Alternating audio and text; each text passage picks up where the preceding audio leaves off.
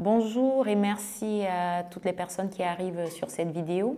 Elle a pour but de transmettre de l'information juridique aux salariés, aux employeurs, mais surtout à mes étudiants. Dans un premier temps, je vais vous parler de l'actualité juridique qui est assujettie aujourd'hui à l'acquisition des congés payés pour toutes les personnes ou salariés précisément en arrêt maladie de droit commun. Il est important de préciser qu'un salarié en arrêt de travail pour maladie non professionnelle, avant la loi du 22 avril 2024, ne bénéficiait pas du tout de congés payés.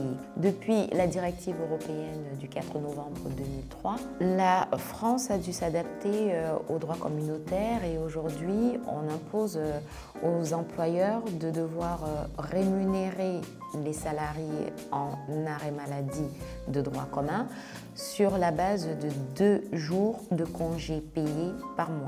Avant toute chose, il est important de rappeler les règles d'acquisition des congés payés en France. Le salarié a droit à 2,5 jours de congés payés par mois pour du travail effectif chez le même employeur, quel que soit le contrat de travail, que ce soit dans le cadre d'un contrat de travail à durée indéterminée, que ce soit dans le cadre d'un contrat de travail à durée déterminée et même dans un contrat d'intérim, le salarié a droit à 2,5 jours de congés payés mensuels. S'agissant des contrats de travail à temps partiel, il est également nécessaire que l'employeur soit au courant des dispositions réglementaires, c'est-à-dire que même si on a un salarié à temps partiel, il a droit à 2,5 jours de congés payés mensuels. S'agissant du calcul des congés payés annuels, il est important de rappeler la règle de référence. La règle de référence revient à la période à laquelle on est censé calculer les congés payés. Cette période de référence va du 1er juin de l'année précédente au 31 mai de l'année en cours. Cela signifie que, par exemple, pour le calcul des congés payés de 2024, on va se fier à partir de la période de référence du 1er juin 2023 qui s'achèvera justement au 31 mai 2024 pour pouvoir octroyer des congés payés à un salarié. Cette période de référence revient à octroyer 30 jours ouvrables de congés payés à chaque salarié. L'employeur également a l'obligation de respecter la période de prise de congé qui est différente de la période de référence de congés payés. Il faut bien le remarquer. Certaines périodes d'absence sont considérées comme des périodes relatives à du travail effectif et pour cela, il s'agit notamment des congés paternité ou des congés maternité lors desquels on considère que le salarié il a effectivement travaillé et qu'il a droit au congé payé de 2,5 jours par mois. Désormais, avec la directive européenne et la transposition en droit français, les salariés qui sont en arrêt maladie de droit commun, c'est-à-dire un arrêt maladie non professionnel, ont droit à 2 jours de congés payés par mois, contrairement aux salariés qui sont en arrêt maladie professionnel qui ont droit à 2,5 jours de congés payés par mois. Vous allez remarquer que le motif de l'arrêt maladie est important dans le calcul des congés payés. En effet, pour tous les salariés qui sont par exemple en accident de travail, ils ont droit à 2,5 jours de congés payés par mois. Ce qui reviendrait à faire un calcul important et ce qui reviendrait également à imposer à l'employeur une obligation d'information préalable de ses salariés sur les périodes de référence et sur les méthodes de calcul de leurs congés payés. Il est primordial de rappeler que dans une entreprise, on peut avoir une discrimination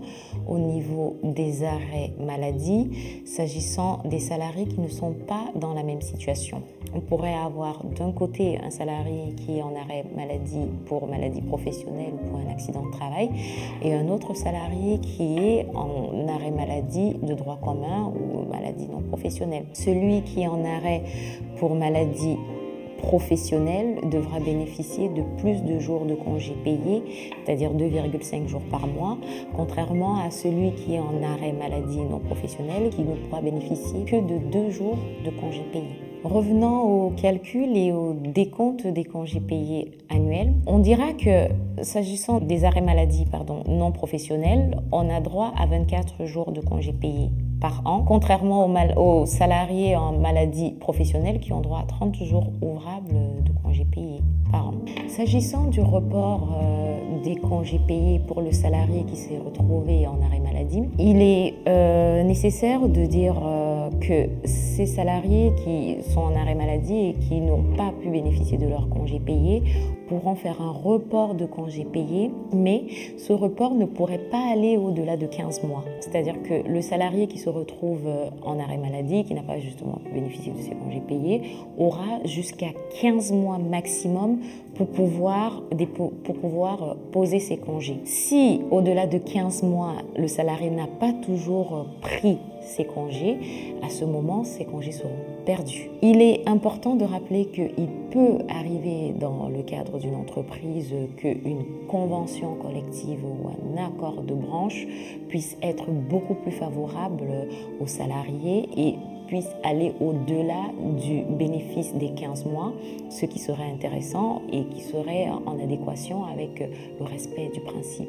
du privilège le plus favorable pour tous les salariés. Mais il est important de le dire, effectivement, le salarié qui au bout de 15 mois n'a pas déposé ou n'a pas posé ses congés ne pourrait plus en bénéficier et devrait considérer que ses congés sont bel et bien perdus. S'agissant d'un employeur qui se trouve face à un salarié qui a eu un accident de travail ou un arrêt maladie, il a l'obligation de l'informer également de la période pendant laquelle il doit prendre ses congés. Il a ensuite l'obligation de l'informer dans un délai d'1 mois à compter de la reprise du travail. Lorsque vous avez un salarié qui revient d'un arrêt maladie, peu importe l'arrêt maladie, que ce soit un arrêt maladie non professionnel, que ce soit un arrêt maladie professionnel, que ce soit un accident de travail, vous, en tant qu'employeur, vous avez l'obligation de lui donner le nombre de congés qu'il a à prendre.